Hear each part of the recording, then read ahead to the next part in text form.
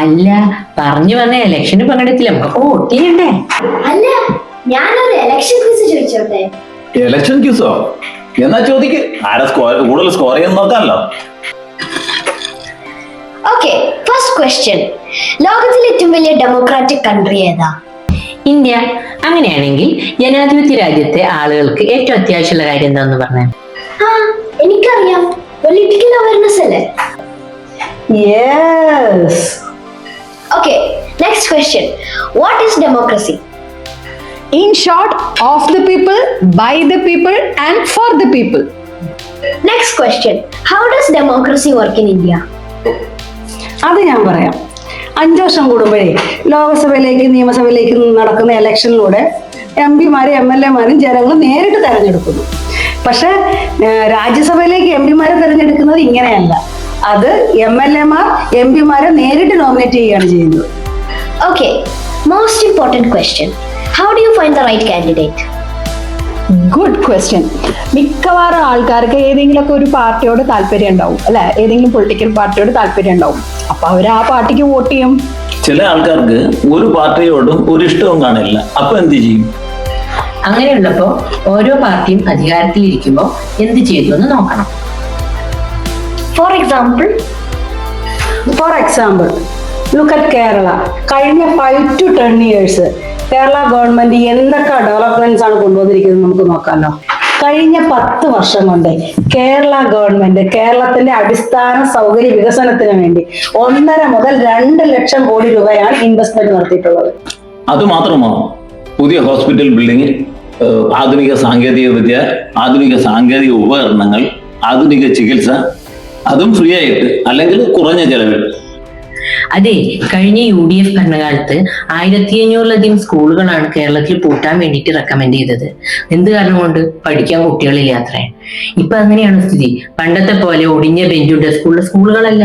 ഇപ്പൊ പുതിയ കെട്ടിടങ്ങളായി. അത് വലിയ ഹൈടെക് ക്ലാസ് റൂമുകൾ, സ്മാർട്ട് ഫെസിലിറ്റീസ്, പുതിയ സ്പോർട്സ് ഫെസിലിറ്റീസ്, റോബോട്ടിക് പഠന സൗകര്യങ്ങൾ, IT ലാബ്. ഇനി എന്തൊക്കെയാണ് ഇപ്പോഴത്തെ കേരളത്തിലെ ഗവൺമെന്റ് സ്കൂളുകളിൽ ഇല്ലാത്തതെന്ന് ചോദിച്ചാൽ മതി. അത്രയും ഗംഭീര സൗകര്യങ്ങളുള്ള സ്കൂളുകളാണ് ഇന്ന് കേരളത്തിലുള്ളത്.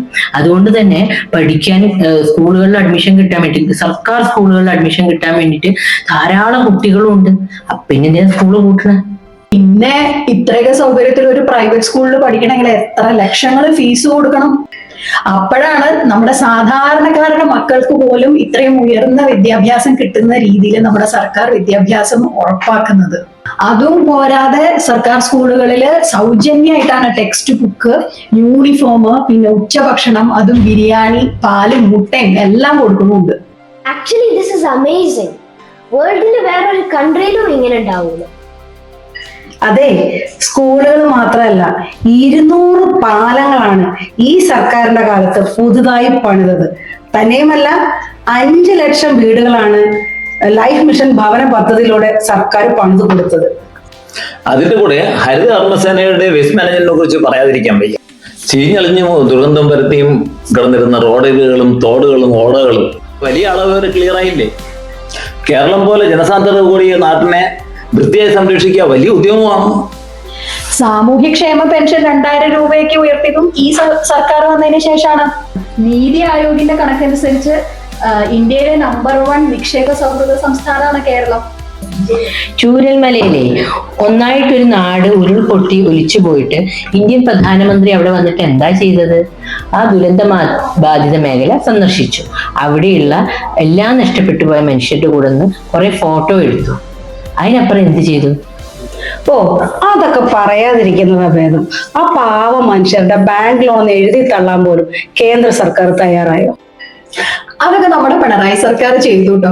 400 വീടുകളുടെ ടൗൺഷിപ്പാണ് ആ മനുഷ്യർക്ക് വേണ്ടി നമ്മുടെ സർക്കാർ വയനാട്ടിൽ ഒരുക്കിയത്. അതിൽ തന്നെ 178 വീടുകളുടെ പണി പൂർത്തിയാക്കി അവർക്ക് താക്കോലും കൈമാറി. അത് മാത്രല്ല, വീട് വേണ്ടാന്ന് പറഞ്ഞവരും ഉണ്ട്. അവർക്ക് 15 ലക്ഷം രൂപയാണ് ക്യാഷായി കൊടുത്തത്.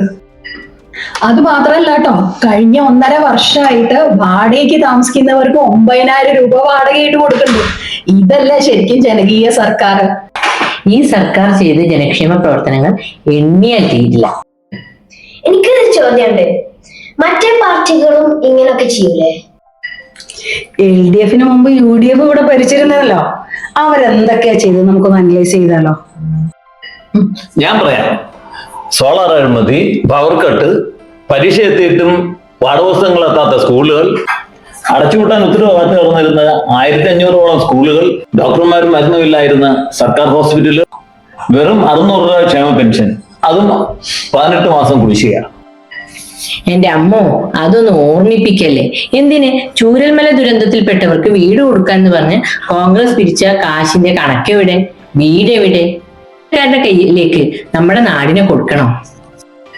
പക്ഷേ LDF-ഉം UDF-ഉം അല്ലാതെ BJP എന്ന് പറഞ്ഞ പാർട്ടിയില്ലേ? ഏത്?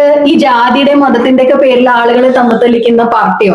അവര് ഭരിക്കുന്ന സംസ്ഥാനങ്ങളുടെ കാര്യമൊക്കെ നമ്മൾ റീലും ഒക്കെ കാണുന്നതല്ലേ. ചീഞ്ഞു നാറുന്ന നഗരങ്ങളും ഗ്രാമങ്ങളും, ഹൈലി പൊല്യൂട്ടഡ് ആയിട്ടുള്ള നദികള്, അന്തരീക്ഷ മലിനീകരണം കാരണം രോഗികളാകുന്ന മനുഷ്യര്, ഈ തെരുവിൽ അന്തി ഉറങ്ങുന്ന കുട്ടികളും കുടുംബങ്ങളും, പിന്നെ അടച്ചുപൂട്ടുന്ന സ്കൂളുകള്. സ്ത്രീ സുരക്ഷയുടെ കാര്യമാണെങ്കിൽ പിന്നെ പറയേ വേണ്ട. ഡൽഹി പോലീസിന്റെ കണക്ക് പ്രകാരം കഴിഞ്ഞ 2 മാസത്തിനിടയിൽ ഡൽഹിയിൽ മാത്രം 1000ഓളം ആളുകളെയാണ് കാണാതായിരിക്കുന്നത്. എന്നിട്ടോ ഇതൊന്നും കണ്ടില്ലെന്ന് നടിക്കുന്ന ഭരണകൂടവും എങ്ങനുണ്ട്? മമ്മ, ഞാനൊരു റീല് കണ്ടിരുന്നു. UP-യിലത്തെ ഹോസ്പിറ്റലില് ആംബുലൻസ് പോലില്ല. പാരന്റ്സ് മരിച്ച കുട്ടീനെ കൊണ്ട് ട്രോളിയിൽ ഉന്തിച്ചാണ് പോകുന്നത്. UP-യിലും ബീഹാറിലും ഡൽഹിയിലും നമ്മുടെ ബാംഗ്ലൂരിൽ വരെ ഒറ്റ രാത്രി കൊണ്ടല്ലേ വീടുകൾ പൊളിച്ചു കളയുന്നത്.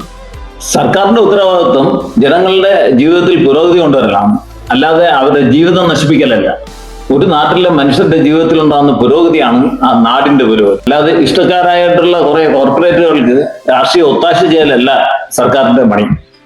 ഒരു വോട്ടല്ലേ നിസ്സാരം എന്ന് നമ്മൾ കരുതും. പക്ഷേ ഓരോ വോട്ടിനും നമ്മുടെയൊക്കെ ജീവിതത്തിന്റെ വിലയാണ്. നാടിന്റെ പുരോഗതിയിലും സാധാരണ മനുഷ്യരുടെ ജീവിതത്തിലും യാതൊരു താല്പര്യവുമില്ലാത്ത അധികാരക്കൊതിയന്മാരെ തെരഞ്ഞെടുത്താൽ നമ്മുടെ നാടും UP-യും ബീഹാറും ഗുജറാത്തും മണിപ്പൂരും പോലൊക്കെ ആവും.